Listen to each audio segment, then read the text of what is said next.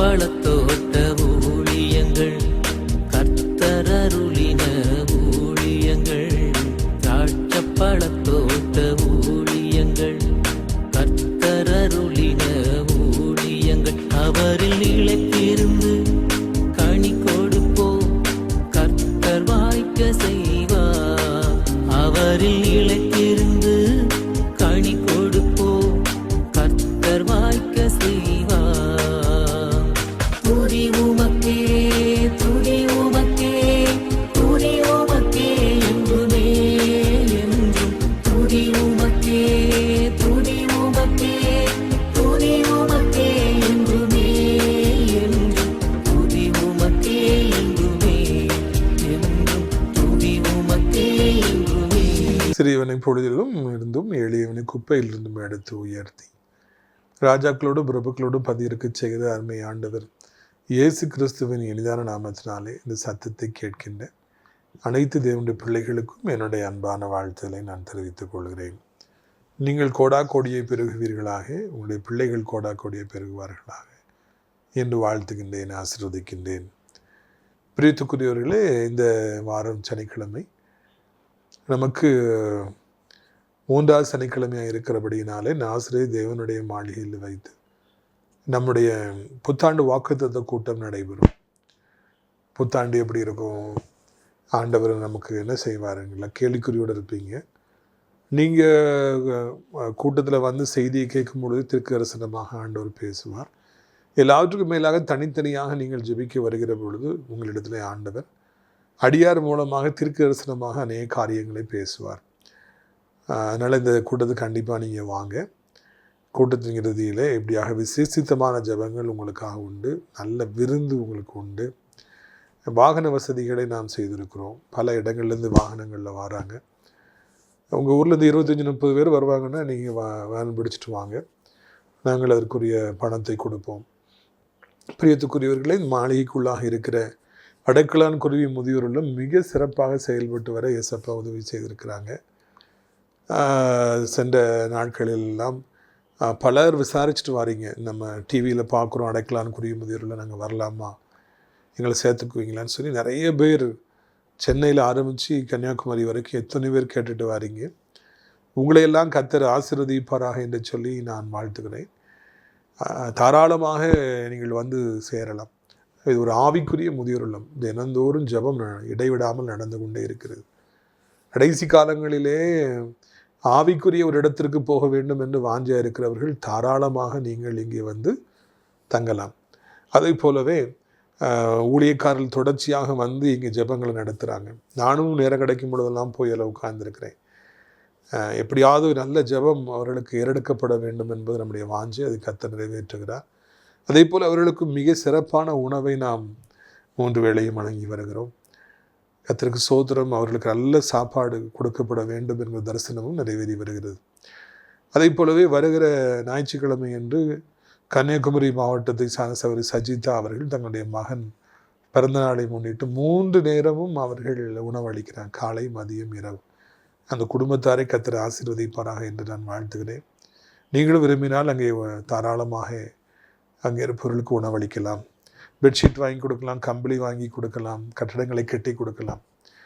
இப்பொழுது நம்முடைய ஊழியத்தில் அடுத்த பகுதியாக கர்த்தர் தந்திருக்கிற 3 ஏக்கரில் அநாதை இல்லமும் மற்றும் அவர்களுக்கான ஸ்கூலும் கட்ட வேண்டும் என்று நாம் யோசித்திருக்கிறோம்.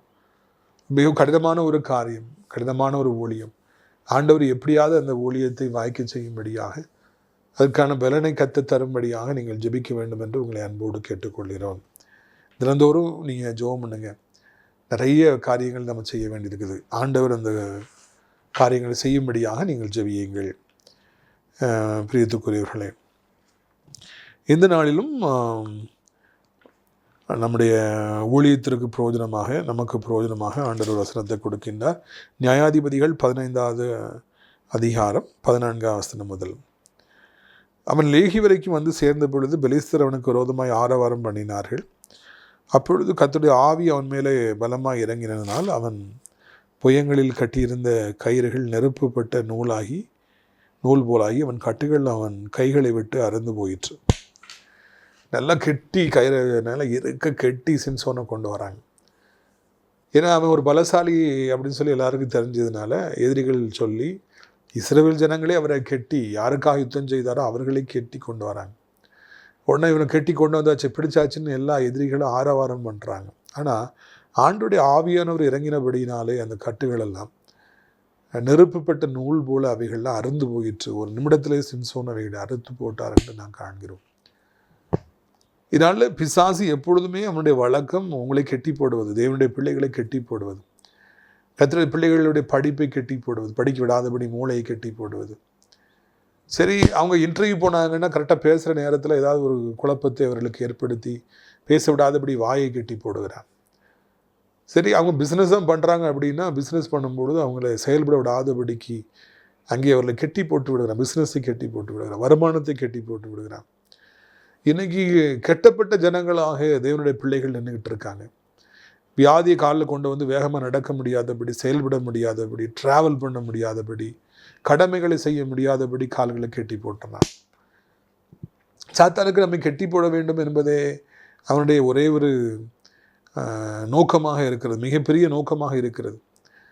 நம்ம மாளிகையில் ஒரு நிறைய நாய்களை வளர்க்குறால ஒரு நாய் அடிக்கடி வெளியெல்லாம் போயிடுதுன்னு சொன்ன உடனே அது கெட்டி போடுங்கள் என்று சொல்லி சொன்னார்கள். ஒன்று நான் கெட்டி போட்டேன். கெட்டி போட்டு அதுக்கு ஒரே அழுகை. நல்ல நாய், கெட்டி எஜமான் கெட்டி போடுறான்னு எனக்கு அடிக்காது, ரொம்ப அன்பான ஒரு நாய். அதை அடித்து கொன்னா கூட நீ ஒன்றும் செய்யாது, அந்த அளவுக்கு ஒரு பாசமான நாய். ஆனால் ஒவ்வொன்று அழும், சுகமாக என்னை பார்க்கும். என்னை கெட்டி போடாதே ஐயா அப்படின்னு சொல்லி, அண்ணா என்னை கெட்டி போடாதுன்னு சொல்லி பார்க்கும். ஆனால் கெட்டி போட்டால் ஒரே சோகம் அழுதுகிட்டே தான் இருக்கும். அது அவுத்து விட்ட உடனே உற்சாகமாக அங்கும் இங்குமாய் ஓடுவதை பார்ப்பதற்கு கண்கொள்ளா காட்சியாக இருக்கும். பிரித்துக்குரியவர்களே, ஒரு நாயை கெட்டி போட்டால் கூட அதுக்கு வேதனையாக இருக்குது, என்னை கெட்டி போட்டிருக்காங்களே அப்படின்னு சொல்லிட்டு. நான் தெருக்களிலே போகிற பொழுது நிறைய யானைகளை பார்ப்பேன். அந்த யானையை அடக்கி வைத்து அதை தெருக்களிலே கொண்டு போய் அதை தர்மம் எடுக்க வைத்து அதை பிழைப்பாக நிறைய பேர் வச்சுருக்கிறாங்க. அது எவ்வளவோ காட்டுக்குள்ளே இருந்து எவ்வளவோ சந்தோஷமாக வாழ வேண்டிய ஒரு விலங்கு இப்பொழுது அது அடிமைப்படுத்தப்பட்டு அது வைத்திருக்கிறது. அது நான் அதை பற்றி சரியாக தப்பாக நான் பேச வரல. ஆனால் அதுக்கு உள்ளத்தில் எவ்வளோ வேதனை இருக்கும் என்பதை நான் சிந்தித்து பார்க்கும்படியாக விரும்புகிறேன். ஒரு சாதாரண விலங்கையே கட்டி போடும் பொழுது அல்லது கூண்டுக்குள்ளே அடைத்து வைக்கிற பொழுது அவர்களுக்கு வேதனையாக இருக்கிற பொழுது, நம்மையும் பிசாசானவன் அநேக நேரங்களில் கட்டி போடுகிறானே, தேவனுடைய பிள்ளைகளை கட்டி போடுகிறானே, போதை பழக்கத்தினாலே, குடியினாலே கட்டி, குடி வெறியினாலே கட்டி போடுகிறானே, கீழ்ப்படியாமையில கட்டி வைத்திருக்கிறானே, அதெல்லாம் நமக்கு எவ்வளோ வேதனையை ஏற்படுத்தும் என்பதை நாம் சிந்தித்து பார்க்க வேண்டும். கெட்டப்பட்ட மனிதர்கள், கெட்டப்பட்டிருக்கிற மனுஷிகள், என்னுடைய பிள்ளைகள் எத்தனையோ பேர் இருக்கிறாங்க. அவருடைய குடும்பமெல்லாம் கெட்டப்பட்டிருக்குது, அவருடைய சரீரமெல்லாம் கெட்டப்பட்டிருக்கிறது. சாத்தானுக்கு அதுதான் விருப்பம், கெட்டி போடுங்க, முன்னேற முடியாதபடி, வெற்றி பெற முடியாதபடி, சாதிக்க முடியாதபடி, கர்த்தருக்காக எழும்பி பிரகாசிக்க முடியாதபடி கெட்டி போடுங்க. சாத்தான் கெட்டி போடு, அவனை கெட்டி போடு, அவன் கால்களை கெட்டி போடு, அவன் கைகளை கெட்டி போடு என்று சொல்லி சாத்தானானவன் எப்படியாவது கெட்டி போட்டு விட வேண்டும் என்று சொல்லி முயற்சிக்கிறான். உங்களை கூட அவன் கெட்ட வேண்டும் என்று சொல்லி நினைக்கின்றான். நீங்கள் முன்னேறிடக்கூடாது, மேலே பெயரக்கூடாது. சாத்தானுடைய ஒரே ஒரு நோக்கம் அதுதான். நான் ஊழியத்துக்கு வந்த பொழுது எத்தனையோ முறை என்னை கெட்ட சாத்தான் முயற்சித்தான். இவன் ஊழியம் யாருக்குமே தெரியக்கூடாது, இவன் அப்படி ஒன்றுமே இல்லாமல் போயிடணும்னு சொல்லி எத்தனையோ மனிதர்கள் மூலமாக எவ்வளவோ அவன் முயற்சித்தான். ஆனாலும் கூட கிருபையினாலே அந்த கெட்டுகள் எல்லாம் இங்கே அறுந்து போனது போல அறுத்து நான் கர்த்தருக்காக தொடர்ந்து நிற்க ஆண்டவர் இன்றைக்கு வரைக்கும் எனக்கு பலன் கொடுத்து வருகிறார். இங்கே நான் வாசிக்கிறோம், கயிறு நெருப்புப்பட்டது மாதிரி உடனே அது அறுந்து போகிறது. அந்த பொல்லாத எதிரிகளாலே அவரை கெட்ட முடியவில்லை. உண்மை என்னவென்றால் சாத்தான் கெட்டுவான், ஆனால் ஆண்டோடைய வல்லமை நமக்குள்ளே வருகிற பொழுது அந்த கெட்டுகள் அறுந்து போகிறது. இதுதான் நம்ம முக்கியமான புரிந்து கொள்ள வேண்டிய காரியம். எப்படி என்னை கேட்டால் எப்படி எனக்கு இந்த வியாதி வரலாம், எப்படி என் பிள்ளைக்கு இந்த பிரச்சனை வரலாம், எப்படி என் பிஸ்னஸ் இப்படி நிற்கலாம், எப்படியா ஊழியம் இப்படி நிற்கலாம் அப்படின்னு நம்ம கொஸ்டின் பண்ணுறோம். ஆனால் கொஸ்டின் பண்ணால் அப்படி கொஸ்டின் பண்ணிக்கிட்டே இருக்க வேண்டியதான், கடைசி வரைக்கும் இப்படியே கேள்வி கேட்டுகிட்டே வாழ வேண்டியதான், அப்படி கதை முடிஞ்சு போயிடும். ஆனால் நல்ல தேவனுடைய பிள்ளைகள் பரத்தி நோக்கி பார்க்குறாங்க. ஆண்டவர் சங்கிலிகளை உடனே முறிச்சு போட்டுறார், ஒன்றும் இல்லாமல் ஆக்கி, கயிறுகளை ஒன்றும் இல்லாமல் ஆக்கி போட்டுறார். பவுலும் சீலாவும் பாடி துதித்த பொழுது, நடு ராத்திரியிலே கர்த்தரை துதித்த பொழுது அந்த கயிறுகள் எல்லாம், சங்கிலிகள் எல்லாம் ஒரு நிமிஷத்தில் கலந்து போயிட்டு. இங்கே கயிறு, அங்கே இரும்பு சங்கிலி, அதுவும் கூட ஒரு நிமிஷத்தில் திறந்தது என்று சொல்லி நாம் காண்கிறோம். இதுதான் நாம் தெரிந்து கொள்ள வேண்டிய காரியம். நம்ம ஏன் என்னைய கேட்ட ஆண்டவர் ஒப்பு கொடுத்துட்டார், எதுக்கு இந்த வியாதி ஆண்டவர் என்னை ஒப்பு கொடுத்தார், எதற்கு இந்த கடன் பாரத்தை எனக்கு தந்தார் அப்படின்னு இப்படின்னு நம்ம கேள்வி கேட்கறத விட, பிரியத்துக்குரியவர்களே, நாம் ஆண்டவரை நோக்கி பார்த்தால் அவர் நமக்கு தருகிற வல்லமை அந்த கட்டுகளையும் சங்கிலிகளையும் அறுத்து போடும் என்பதே இந்த நாளிலே நான் காண வேண்டிய காரணம். நான் விடுதலை பெற வேண்டும். என்ன பிசாசு இப்படி கட்டி வச்சிருக்க கூடாது, ஒரே ரூமுக்குள்ளே என்னை கட்டி வைக்கக்கூடாது, என் பிஸ்னஸ் கட்டி வைக்கக்கூடாது. நாம் அநேக நேரங்களில் நாம் ஆண்டவரிடத்தில் கேட்கிற பொழுது கர்த்தர் நமக்கு பெரிய காரியங்களை செய்கின்றவராக இருக்கின்றார். நம்மை அவர் வாழ வைக்கிறவராக இருக்கின்றார். சங்கிலிகளை அறுத்து போடுவதற்கு அவர் உண்மையுடைய தேவனாக இருக்கிறார். வாலிபனே, வாலிப பிள்ளையே, பொல்லாத மனிதர்கள் கெட்ட வருகிற பொழுது அவர் கையில் உன்னை ஒப்பு கொடுப்பதில்லை. ஆண்டவர் அந்த சங்கிலிகளை அறுப்பார். ஐயா, கடன் வாங்கிட்டு வீட்டை ஏழை விட்டுருவாங்களோன்னு பயந்துட்டு இருக்கிறீங்க. இல்லை, அந்த கடன்காரர்களுடைய கையிலே ஆண்டவர் உங்களை ஒப்பு கொடுக்க மாட்டார். வட்டிக்காரர்கள் கையிலே ஆண்டவர் உங்களை ஒப்பு கொடுக்க மாட்டார். மாறாக அந்த வட்டி கடன்களை அவர் உடைத்து போடுவார். உங்களை துரத்தி வருகிற பொல்லாத மனிதனுடைய கரங்களிலிருந்து அவர் உங்களை விடுவிப்பார். ஆண்டவர் உங்களை வாழ வைப்பார். இதுதான் உண்மையான ஒரு காரியம். உண்மையுடைய தேவன் கட்டுகள் மத்தியில் நீங்கள் கதறுகிற பொழுது அவர் உங்களுக்கு உதவி செய்ய ஓடோடி வருகிறார், உங்களை ஆசீர்வதிக்கிறார் என்பது நல்ல காரியமாக இருக்கிறது. பாருங்கள் 15. உடனே அவன் ஒரு கழுதையின் பச்சை தாடை எலும்பை கண்டு தன் கையை நீட்டி அதை எடுத்து அதனாலே 1000 பேரை கொன்று போட்டான். கையில் இப்போ கட்டு இல்லை பார்த்தீங்களா, கை ஃப்ரீ ஆயிடுச்சு. உடனே அந்த கை அப்படி அங்கங்கே வீசி பார்த்தா ஒரு கழுதையின் தாடை எலும்பு, பச்சை தாடை எலும்பு. அப்போ தான் செத்துக்கு ஒரு நாள் ஆகிருக்கலாம், இல்லைன்னா 6 மணி நேரம் ஆகிருக்கலாம். அந்த பச்சை தாடை எலும்பு அங்கே கிடக்கிறது. அதை கையிலே அங்கே சிம்சோன் எடுத்தார் என்று சொல்லி காண்கிறோம். இந்த கயிறு அறுக்காமல் போயிருந்தாங்கன்னா, ஆண்டவர் அறுக்கலை அப்படின்னா இந்த கையை பயன்படுத்தியிருக்க முடியாது, தாடை எலும்பை எடுத்திருக்க முடியாது. முதலாவது கண்கள் அங்கே பார்க்கிறது, மூளை சொல்லுகிறது அங்கே ஒரு தாடை எலும்பு இருக்கிறது, இதை எடுத்து ஒரு ஆயுதமாய் பயன்படுத்தலாம். மூளை சொல்லுது, உடனே கை அதை எடுக்குது. பார்த்தீங்களா, கண் அங்கே பார்க்குது, மூளை சொல்லுது, கை வேலை செய்யுது. Coordination, it's a coordination. நம்முடைய வாழ்வில் நாம் இதை மறக்கக்கூடாது. நம்முடைய ஆண்டவர் நமக்கு நிறைய பாடங்களை இந்த செய்திகள் மூலமாக ஒவ்வொரு நாளும் கற்றுக் கொடுக்கிறார். ஒரு 1000 பேர் கொண்டு போடப்பட்டாங்க சிம்சோனாலங்கிறது மேட்டரில். அது ரெண்டாவது நம்ம காணுங்க. முதல்ல கண்ணு அங்கங்கே பார்க்குது, கழுதை தாடையிலும்னு சொல்லி மூளை சொல்லுது, கை உடனே ஓடி போய் அதை எடுக்குது, மூளை கட்டளையிட்ட உடனே அதை எடுக்குது. கோஆர்டினேஷன் இருக்கிறது. 3 பேரும் கோஆர்டினேட் பண்ணுறாங்க, கண்ணு, மூளை, கைகள். அது பிறகு கால் ஓடுது, அடித்ததில் 1000 பேர் செத்து போகிறாங்க. பிரியத்துக்குரியவர்களை கோஆர்டினேஷன் தான் வெற்றி. டீம் ஒர்க் தான் எப்பொழுதுமே மிகப்பெரிய வெற்றியை கொண்டு வரும். சிம்சோன் தனிநபர் தான், he was a single man தான். பட் இந்த பாடி முழுக்க கோஆர்டினேட் ஆச்சுன்னு சொல்லி பார்க்குறோம். உங்களுடைய வாழ்க்கையிலும் கூட உங்களுக்கு கர்த்தர் தகப்பன் தாயை கொடுத்துருப்பாருன்னா, நீங்கள் அவங்க கூட கோஆர்டினேட் பண்ணுங்க. அம்மா அப்பாவுடைய ஹெல்ப்பை நீங்கள் வாங்குங்க. பிள்ளைகள் இருக்குன்னா அந்த பிள்ளைகளுடைய ஹெல்ப்பை நீங்கள் வாங்குங்க. அவங்க சும்மா அவங்கள வைக்காதீங்க. வா, எனக்கு ஹெல்ப் பண்ணு, கடையில் உட்காரு, ஜாமானை எடுத்துகிட்டு வா, அதை போய் போஸ்ட் ஆஃபீஸில் போய் என்னன்னு கேட்டு வா, பேங்க்கில் போய் படிச்சிருக்கல ஒரு டிடி எடுத்துகிட்டு வா, அதில் பணம் இது ஏறிருக்கான்னு சொல்லி பார்த்துட்டு வா, அந்த செக் பாஸ் ஆலையே என்ன பிரச்சனைன்னு கேட்டுட்டு வா. பிள்ளைகளை பயன்படுத்துங்க, கோஆர்டினேட் பண்ணுங்கள். நீங்கள் தனிநபராக நின்று செய்வதை விட கர்த்தர் உங்களுக்கு காணியாட்சியாய் தந்திருக்கிற, சொந்தமாக தந்திருக்கிற பிள்ளைகளையும் பெற்றோர்களையும் சகோதர சகோதரிகளையும் நண்பர்களையும் எல்லோரையும் நாம் பயன்படுத்த பழக வேண்டும். அவர்களுக்குள்ள இருக்கிற திறமைகளை நமக்கு சார்பாக நாம் பயன்படுத்த ஆரம்பிக்க வேண்டும். அப்பொழுதுதான் நாம் வெற்றியை காண முடியும். Coordination is very very important. Team work is very very important. ஒருத்தர் தனியாக காரியங்களை செய்யவே முடியாது. எனக்கு அடிக்கடி ஸ்கூல் டீச்சர் சொல்லி கொடுத்து தான் ஞாபகம் இருக்கும்.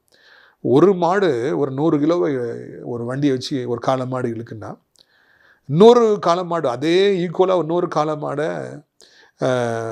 கட்டி விட்டு இந்த 2 மாடையும் அந்த வண்டி இழுக்க விட்டால் எத்தனை கிலோ அந்த மாடு இழுக்கும்?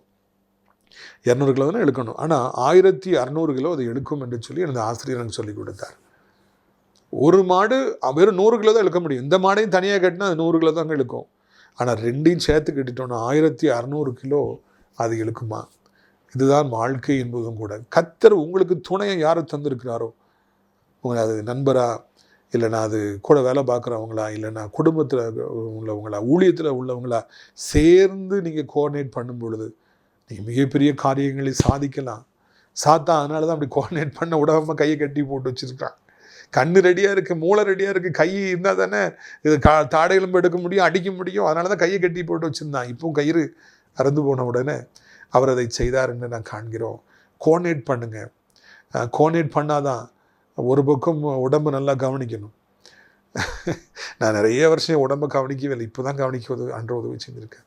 வாக்கிங் போகணுங்க, ஜாகிங் போகணும், சின்ன சின்ன ஜிம் விளாட்டில் ஆடணும், டம்பிள்ஸ்லாம் தூக்கணும்.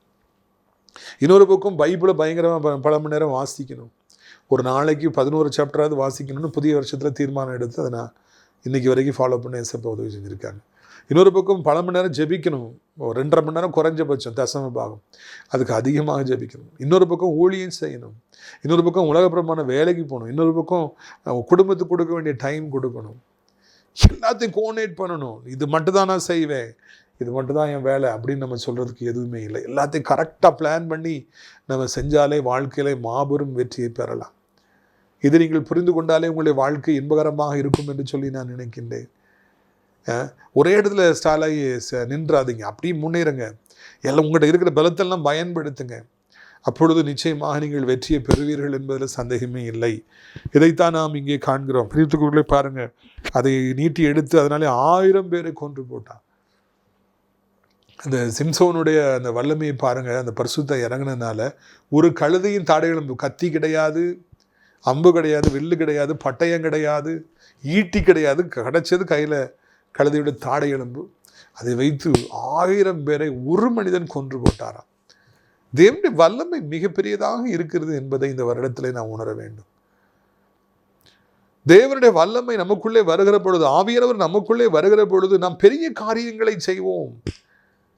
You will do big things for the Lord. Samson has done mighty things for the Lord. With jawbone of a donkey, he smashed 1,000 people. He slaughtered 1,000 people. Single man. ஒரே ஒரு ஆளு தான், ஆனால் பாருங்க 1000 பேரை அவர் கொன்று போட்டார். கற்பனை கூட பண்ணி பார்க்க முடியல எப்படி அது நடக்குதுன்னு சொல்லி. கற்பனை கூட நம்மளால செய்ய முடியல. ஆனால் ஆண்டவர் வந்தார்னா அது பாசிபிள் தாங்க. நீங்கள் வாழ்க்கையில் சாதனை செய்ய வேண்டும் என்பதுதான் கர்த்தருடைய சித்தமாக இருக்கிறது. நீங்கள் எல்லாரையும் மாதிரி வாழக்கூடாது, நீங்கள் பெரிய காரியங்களை செய்யணும், சாதனை செய்யணுங்கிறது தான் ஆண்டவருடைய விருப்பமாக இருக்கிறது. அதுக்கு தான் ஆண்டவர் உங்களை அழைத்தார். அதுக்கு தான் ஆண்டவர் உங்களுக்கு இந்த ஆவியானுடைய அபிஷேகத்தை கர்த்தர் கொடுத்திருக்கின்றார். பிஸ்னஸாக இருக்கட்டும், படிப்பாக இருக்கட்டும், ஸ்போர்ட்ஸாக இருக்கட்டும், இல்லைன்னா நீங்கள் செய்கிற ஊழியமாக இருக்கட்டும், பொது காரியங்களாக இருக்கட்டும், ஆண்டவர் நீங்கள் பெரிய காரியங்களை செய்யணும், சாதனை செய்யணும்னு சொல்லி விரும்புகிறார். Nobody has done what Samson has done. ஒரு ஆள் 1000 பேரை கொண்டு போட்டார், பின்னால் 3000 பேரை கொள்றார். இதெல்லாம் பைபிளில் வேற எங்கேயும் நம்ம பார்க்க முடியல. You can do that. அவனுடைய அபிஷேகம் உங்களுடைய வாழ்க்கையில் வருகிற பொழுது, வல்லமை வருகிற பொழுது நீங்கள் மிகப்பெரிய காரியங்களை செய்வீர்கள் என்கிற நல்ல செய்தியை உங்களுக்கு அறிவிக்க வரும். மிகப்பெரிய சாதனைகளை நீங்கள் செய்வீர்கள். இந்த அருமையான நாளிலும் கூட ஆண்டவர் என்னையும் ஒரு சாதனையாளராய் மாற்றுன்னு சொல்லி தம்பி ஜோம், படிக்கவே முடியாமல் இருக்கலாம், பலகீனமாக இருக்கலாம், வியாதிப்பட்டிருக்கலாம், யாராலும் விரும்பப்படாத ஒரு வாலிபனாக நீ இருக்கலாம், வாலிப பிள்ளையாக இருக்கலாம், என்னையும் ஒரு சாதனையாளராய் மாற்றுங்கப்பான்னு சொல்லி சொல்லுங்கள். பிஸ்னஸில் பல பிஸ்னஸில் தோற்று போயிருக்கு, கடன்கள் மத்தியில் நிற்கலாம். ஆண்டவர் என்னையும் ஒரு சாதனையாளராய் மாற்றுன்னு சொல்லி பாருங்கள். அப்பொழுது கர்த்தர் உங்களுக்கு பிஸ்னஸில் யாரும் செய்த முடியாத சாதனைகளை செய்ய கர்த்தர் உங்களுக்கு உதவி செய்வார். ஆண்டவர் உதவி செய்தார்னா நார்மலாக எதுவுமே இருக்காது, எல்லாமே எக்ஸ்ட்ரானரியாக தான் இருக்கும். அவ்வளோ பெரிய சாதனைகளை எல்லாம் நீங்கள் செய்து முடிக்க கர்த்தர் உங்களுக்கு உதவி செய்வார். இந்த வருடம் சாதனையின் ஆண்டு, இந்த வருஷம் சாதனையாளர்களுடைய ஆண்டு. ஆண்டவர் உங்களை ஒரு சாதனையாளராக மாற்றப் போகிறார். நம்புறீங்களா? முதல்ல நம்பி பாருங்க. கர்த்தர் உங்களை அப்படி சாதனையாளராக உயர்த்துவார், எல்லாருக்கும் ஒரு ஆசீர்வாதமாக வைப்பார். பாருங்கள் 17. இப்படி சொல்லி தீர்ந்த பின்பு தன் கையில் இருந்த தாடை எலும்பை எரிந்து விட்டு அவ்விடத்துக்கு ராமாத் லேகி என்று பெயரிட்டான். அவன் மிகவும் தாகம் அடைந்து கர்த்தரை நோக்கி கூப்பிட்டு, தேவரீர் உமது அடியன் கையினாலே இந்த பெரிய ரட்சிப்பை கட்டளையிட்டிருக்க, இப்பொழுது நான் தாகத்தினாலே செத்து விருத்த சேதனம் இல்லாதவர்கள் கையில் விழ வேண்டுமா என்றான். பார்த்தீர்களா? ராமாத் லேகி, அந்த இடத்துக்கு ராமாத் லேகி அப்படின்னு சொல்லி பெயர் கொடுக்குறார். ஒரு மனுஷன் 1000 பேரை கொண்டேன் ஆண்டோட கிருபையினால அப்படின்னு அவர் அந்த இடத்துக்கு பேர் கொடுக்குறார். பேர் கொடுத்த பிறகு அவர் என்ன செய்கிறார் பார்த்தீங்களா? அவர் தண்ணி தாகத்தினால அப்படி 1000 பேரை அடித்து கொள்ளணுன்னா எவ்வளவு ஓடி இருப்பார், எவ்வளோ செயல்பட்டு தண்ணி தாகமாக எடுக்கு, தண்ணி எங்கேயுமே இல்லை. தாகத்தினால சாகுற அளவிற்கு அவருக்கு தாகம் வந்ததா? யோசித்து பார்க்கவே முடியல. ஒரு நிமிஷத்தில் ஒரு மனுஷன் 1000 பேர் அடித்து கொள்றாரு. இப்போ தாகத்தினால சாகுற அளவுக்கு ஒரு போயிட்டாரா? என்னங்க மனுஷனுடைய மேன்மை இவ்வளவு சீக்கிரத்தில் ஒன்றுமே இல்லாமல் போயிடுது. few minutes ago he was a big game changer, he was a big achiever.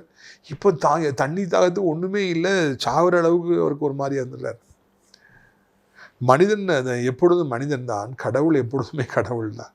கர்த்தர் தன்னுடைய மகிமையை எவருக்கும் கொடுப்பதில்லை என்பதை இதன்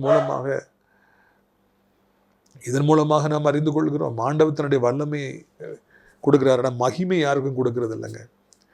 வல்லமே சிம்சோன் கொடுத்தாரு, மகிமையும் கொடுக்கல. அது ஆண்டவர் தான் சொந்தம். தண்ணி தாகத்தினால வாடுறாரு. அங்கங்கே ஓடி போய் பார்த்துருப்பார், கூட கொஞ்சம் தாகமாயிரு, தண்ணியே இல்லை. அப்போ அவர் ஜெபம் பண்ணுறாரு, ஆண்டவரை இவ்வளோ பெரிதான வெற்றி எனக்கு கட்டளையிட்டு இருக்கத்தக்கதாக நான் ஏன் ஒரு தண்ணி தாகத்தினால சாகணும்? விருத்தசேனன் கையில் எல்லார்கிட்ட போய் நான் விடணும். அதை செஞ்சு ஆண்டு எனக்கு அதை செய்ய மாட்டீங்களா? தண்ணியை தாருங்கப்பா. அங்கங்கே முதல்ல ஓடி பார்த்துருப்பார். அதுக்கு பிறகு அவர் தெரிஞ்சிருச்சு, இல்லை கிடைக்கல, அது சாவ போகிறோம். ஆண்டவர்கிட்ட மன்றாடும். ஜெபம் ஒன்று தான் நமக்கு பதில். ஜெபிக்கிறார், ஒரு தண்ணி எனக்கு தண்ணி தண்ணி எனக்கு தாங்க. பிரித்துக்குரியவர்களே, எனக்கு அடிக்கடி தோன்ற காரியம் என்னென்னா, அந்த யோனா இருளுக்குள்ளே இருந்தார். 3 நாள் இரவு பகலும் ஒரு மீன் வயிற்றுக்குள்ளே இருந்தார். இருட்டு அப்படி இருட்டாக இருந்திருக்கும், கும்மிருட்டாக இருந்திருக்கும், ஒன்றுமே தெரிஞ்சிருக்காரு, நாத்தமாக இருந்திருக்கும்.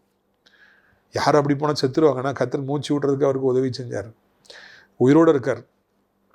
அப்போ அவர் அதுலேருந்து வெளியே வர்றதுக்கு முதல்ல மாம்சத்தில் எவ்வளவோ போராடி பார்த்துருப்பார். அப்படி தானே?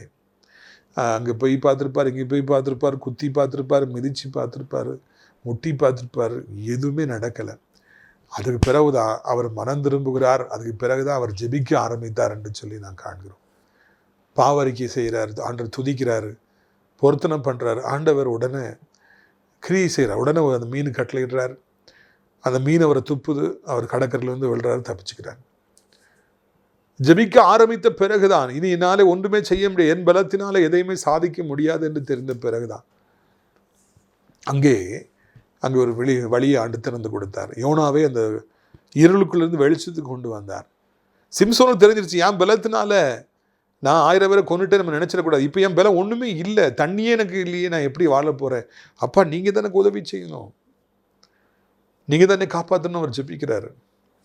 உடனே ஆண்டவர் என்ன செய்தார் பாருங்கள். அப்பொழுது தேவன் லேகியில் உள்ள பள்ளத்தை பிளக்க பண்ணினார். அதிலிருந்து தண்ணீர் ஓடி வந்தது. அவன் குடித்த பொழுது அவன் உயிர் திரும்ப வந்தது. அதனால் அவன் எந்த கோரி என்று பெயரிட்டார். உடனே ஆண்டவர் பார்க்குறாரு, மகன் தண்ணி தாவத்தில் இருக்கு. உடனே ஒரு பள்ளத்தில் தண்ணி அவர் வர வைக்கிறார். ஓடி போய் குடிக்கிறார் சிம்சோன். அவ்வளவு இன்பமான ஒரு நல்ல தண்ணியாக அங்கே இருந்தது என்று சொல்லி நான் காண்கிறோம். பிரித்துக்குரியவர்களை நீங்கள் கவனிக்க வேண்டும். தண்ணியே இல்லை, நான் சாக போகிறேன் அப்படின்னு ஒரு முடிவுக்கு வந்துடுறாரு. ஆனால் தண்ணியை உடனே அவருக்கு தேவையான தண்ணி ஆண்டவர் அந்த பள்ளத்தாக்கில் கொண்டு வர்றாரு. எங்கேனாலும் எதைனாலும் ஆண்டரால் கொடுக்க முடியுங்க. தண்ணி வேணுமா கொடுக்க முடியும், மண்ணா வேணுமா மண்ணாவை கொடுக்க முடியும், எண்ணெய் வேணுமா எண்ணெயை கொடுக்க முடியும். ஆண்டவருக்கு அப்போ வேணுமா அந்த மண்ணாவை கொடுத்து போதிச்சார். என்னன்னாலும் உயிர் வேணுமா உயிரை தரார். எதை வேண்டுமென்றாலும் ஆண்டவராலே கொடுக்க முடியும் என்பதை நம்முடைய வாழ்க்கையிலே நாம் உணர வேண்டும். அவருக்கு தேவையான தண்ணீரை ஆண்டவர் அங்கே கொடுக்குறார். உடனே சிம்சோன் தண்ணியை குடிச்சு அப்பான்னு கதறார், நன்றிப்பா நன்றிப்பா நன்றி நன்றி. எந்த கோரி ராமாத்லேஹி எந்த கோரி அப்படின்னு சொல்லி ஒரு பேரை கொடுக்குறார். எங்கே போனாலும் அந்த இடங்களுக்கு ஒரு பேரை கொடுப்பதை சிம்சோன் வழக்கமாக வைத்திருந்தார் என்று சொல்லி இந்த இடத்துல காண்கிறோம். எந்த கோரி என்று சொல்லி பெயரிட்டாரா, நன்றியப்பா என்று சொல்லி பெயரிட்டாரா. அப்படி வாழ்க்கையில ஆண்டவர் சிம்சோனை சாக விடவில்லை, உங்களையும் சாக விட மாட்டார். ஆண்டவர் உங்களுடைய தாகத்தையும் அவர் தீர்ப்பார், உங்களுடைய தேவையும் அவர் சந்திப்பார். எங்கிருந்தாவது ஒரு நீரூற்று புறப்பட்டு வரும் இந்த வருடத்தில் வந்து உங்களுடைய தாகங்கள் தீர்க்கப்படும் என்கிற நல்ல செய்தியை உங்களுக்கு அறிவிக்கும்படியாக நான் விரும்புகிறேன். பிரியத்துக்குரியவர்களே, இந்த அருமையான நாளிலும் கூட கர்த்தர் என்னிடத்திலும் உங்களிடத்திலும் பேசுகின்ற நல்ல தெய்வமாக அவர் இருக்கின்றார். அவர் நிச்சயமாக நம்மை தப்புவிப்பார், மரண கண்ணியிலிருந்து நம்மை தப்புவிப்பார். நம்முடைய தேவையை அவர் சந்திப்பார். எவ்வளவு பெரிய தேவையின் மத்தியில் நீங்கள் நின்று கொண்டிருந்தாலும், எத்தனை லட்சம் எத்தனை கோடி உங்களுக்கு தேவை இருந்தாலும், இடத்த வாங்கணும், எனக்கு வழியே இல்லை, பிள்ளை கல்யாணம் பண்ணி வைக்கணும், படிக்க வைக்கணும், மெடிக்கல் எக்ஸ்பென்ஸ் இருக்குது, எனக்கு ஒன்றுமே இல்லை நீங்கள் சொன்னாலும் தேவையை கர்த்தர் நிச்சயமாக சந்திப்பார். நிச்சயமாக ஆண்டவர் ஆசீர்வதிப்பார்.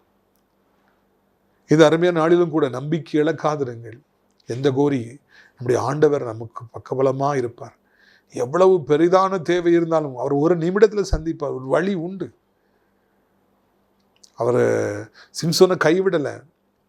உங்களையும் கைவிட மாட்டாருங்க, என்னையும் கைவிட மாட்டார். அவர் உங்களுக்காக ஒரு அதிசயத்தை ஆண்டவர் செய்ய போகிறார். பள்ளத்தை பிளந்து தண்ணீரை கொண்டு வரப் போகிறார். ஒரு அதிசயத்தை செய்ய போகிறார். ஒரு ஆசீர்வாதத்தை கொண்டு வரப் போகிறார். பொருளாதார ஆசீர்வாதத்தை கொண்டு வரப் போகின்றார். சமாதானத்தை, சுகத்தை கொண்டு வரப் போகின்றார். எதிரிகளை விளக்கப் போகின்றார். இப்படிப்பட்ட காரியங்கள் எல்லாம் கர்த்தர் செய்யும்படியாக நான் உங்களுடைய ஆசீர்வாதத்திற்காக நான் ஜெபிக்கும்படியாக விரும்புகிறேன். நீங்களும் சேர்ந்து ஜெபிப்பீர்கள். என்னை மறவா இயேசுநாதா, உந்தன் தயவால் என்னை நடத்தும். என்னை மறவா இயேசுநாதா, உந்தன் தயவால் என்னை நடத்தும். தாய் தன் சேயை மறந்து விட்டாலும் மறவேன் உன்னை என்றதாலே சோத்திரம். தாய் தன் சேயை மறந்து விட்டாலும் மறவேன் உன்னை என்றதாலே சோத்திரம். ஆபத்திலே அருந்துணையே, பாதைக்கு நல்ல தீபம் நீரே. ஆபத்திலே அருந்துணையே, பாதைக்கு நல்ல தீபம் நீரே. என்னை மறவா இயேசுநாதா, உந்தன் தயவால் என்னை நடத்தும். என்னை மறவா இயேசுநாதா, உந்தன் தயவால் என்னை நடத்தும். அப்பா பிதாவே, இந்த அருமையான நாள் அருமையான ஒரு சத்தியத்தை கேட்க ஆண்டவரே எங்களை உதவி செய்தீங்க. ராமாத்லேஹி எந்த கோரி ஆண்டவரை கழுதையின் தாடையில் 1000 பேரை கொன்றேன். தண்ணீர் ஆண்டவரால் புறப்பட்டு வந்தது. எங்களுடைய வாழ்க்கையில தகப்பன் எத்தனை எதிரிகள் வந்தாலும், எத்தனை வியாதிகள் வந்தாலும், எத்தனை லட்சம் கோடி கடன் வந்தாலும் அவைகளை ஒரே நிமிடத்தில் வீழ்த்தி போடுவீர். அதற்காக நன்றி அப்பா. எந்த ஒரு கட்டை சத்துரு கட்டி போட்டாலும் அதை அறுத்து போடுவீர். உமக்கு நன்றி ராஜா. 2025 நம்முடைய பிள்ளைகளுடைய கொம்புகளை நீர் உயர்த்துவீர். அதற்காக உமக்கு நன்றி. அதற்காக உமக்கு சோத்திரம். அதற்காக உமக்கு சோத்திரம் அப்பா. கண்ணீர் யாவையும் துடைப்பீராக. கண்ணீர் யாவையும் துடைப்பீராக. ஏசப்பா, வியாதிகளை மாற்றுவீராக. வீக்கங்களை மறைய பண்ணுவீராக. வழிகளை மறைய பண்ணுவீராக. கட்டிகளை மறைய பண்ணுவீராக. செயல்படாத அவயங்களை செயல்பட வைப்பீராக. நித்திரை இரவு நேரத்தில் வராத ஒரு நல்ல தூக்கத்தை தருவீராக. பசியோடு இருப்பவர்களுக்கு, பசி இல்லாமல் இருப்பவர்களுக்கு பசியை ஏற்படுத்தி கொடுப்பீராக. செரிமானம் இல்லாமல் இருப்பவர்களுக்கு செரிமானம் ஏற்படட்டும். எந்த அவயம் செயல்படாமல் இருந்தாலும் இயேசுவின் நாமத்தில் செயல்படட்டும் அப்பா. ஆண்டவரே சோத்திரமே, மரணம் கண்ணிகள் தெரித்து போகட்டும். பிசாசின் கிரியைகள் அழிந்து போகட்டும். விபத்து, நாச மோசங்கள், ஹார்ட் அட்டாக், தகப்பனை, ஸ்ட்ரோக் எதுவும் வராதபடி பார்த்துக்கொள்ளுங்கள். நம்முடைய பிள்ளைகள் வயதான காலத்தில் இருப்பார்கள் என்றால் கீழே விழுந்து விடாதபடி 2 கைகளினாலே அவர்களை ஏந்தி கொள்ள வேண்டும் என்று சொல்லி கெஞ்சுகிறோம். அப்படி ஆண்டவரே, உடைய பிள்ளைகளுக்கு மனமிறங்கும் அப்பா. உடைய பிள்ளைகளுக்கு மனமிறங்கும் ஐயா. எந்த வேதனையும் அவர்களுக்கு வரக்கூடாதப்பா. எந்த துன்பமும் அவர்களுக்கு வரக்கூடாது ஐயா. கண்மணி போல காத்துக்கொள்ளுங்க. குடும்பத்தில் சமானம் இல்லைன்னு சமானத்தை தாருங்க. வேலை பார்க்குற இடத்துல தாழ்த்தப்பட்டு இருப்பாங்கன்னு அவங்களை உயர்த்துங்க. பக்கத்து வீட்டுக்காரனாலே பிரச்சனை, வேலை பார்க்குற இடத்துல பிரச்சனை, திருமண வாழ்க்கையில் பிரச்சனை, ஊழியத்தில் பிரச்சனை. எனக்கு என்ன பண்ணுன்னு சொல்லி தெரியல. ஒரு நாள் செய்த பாவம் என்னை துரத்துக்கிறது. நான் என்ன பண்ண எனக்கு தெரியல. ஆண்டவரே, என்னுடைய பிள்ளைகள் எல்லாருடைய தாகங்களையும் கவலைகளையும் அறிந்திருக்கிறீங்க. நிறைவேற்றுவீங்க சோதரம். ரொம்ப வருஷமாக திருமணம் ஆகாமல் குழந்தை இல்லாமல் இருக்கிற பிள்ளைகளுக்கு உதவி செய்யுங்க. படிக்கிற பிள்ளைகளுக்கு ஞானத்தையும் புத்தியும் தாருங்க. சரியான முடிவெடுக்க உதவி செய்யுங்க. வீட்டை விட்டு ஓடி வந்து இன்றைக்கு கைவிடப்பட்ட நிலைமையில் இருக்கிற அபலை பெண்களுக்காக ஜெபிக்கிறோம்.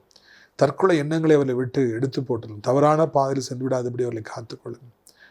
இசப்பா, உலகம் இருக்கிற அத்தனை நாடுகளையும் அத்தனை மக்களையும் ஆசீர்வதிங்க. இந்திய தாய் திருநாட்டை ஆசீர்வதிங்க. தமிழ்நாட்டை ஆசீர்வதிங்க. அனைத்து மக்களையும் ஆசீர்வதிங்க. முக்கியமாக அனைத்து தேவனுடைய பிள்ளைகள், ஆலயங்கள், ஊழியங்கள், திருச்சபைகள், ஊழியக்காரர்கள், பாஸ்டர்ஸ் எல்லாரையும் ஆசீர்வதிங்க. நாசிரியர் திராட்சப்பழத்தோட்ட ஊழியர்களை நேசிக்கிறேன். நாள்தோறும் நம்முடைய நிகழ்ச்சிகளை பார்க்கிறேன், அறிமுகப்படுத்துகிறேன். அத்தனை மக்களையும் ஆசீர்வதிங்க. இந்த அருமையான நாளிலும் கூட கர்த்தாவே சோத்திரம்பா, சோத்திரய்யா, சோத்திரய்யா, சோத்திரய்யா, சோத்திரய்யா. ஆண்டவரே, அடைக்கலான்குரிய முதியோர் இல்லத்தை ஆசீர்வதிங்க. இருக்க முதியோர்களை ஆசீர்வதிங்க. நிறைய இடம் உண்டு, தங்குவதற்கு நிறைய ஜனங்களை அழைச்சிட்டு வாருங்க. அனாதையிலும் ஸ்கூல் ஆரம்பிக்கப்பட உதவி செய்யுங்க, மகிமைப்படுங்க. இயேசு மூலம் ஜெபிக்கிறோம் நல்ல பிதாவே, ஆமென். என் ஆத்துமாவை கர்த்தரை ஸ்தோத்திரி, என் முழு உள்ளமையோட பரிசுத்த நாமத்தை ஸ்தோத்திரி. என் ஆத்துமாவை கர்த்தரை ஸ்தோத்திரி, அவர் செய்த சகல உபகாரங்களையும் ஒருபொழுதும் மறவாதே, ஆமென். கர்த்தராகிய இயேசு கிறிஸ்துவின் கிருபையும் பிதாவாகிய தேவனுடைய அன்பு பரிசுத்த அந்யோன்யமில்லாத பிரசன்னம் உங்கள் அனைவருடன் ஜிகிஸ்தாக்காரங்கள் இணைந்திருப்பதாக. அல்லேலூயா, அல்லேலூயா. God bless you. ஆமென்.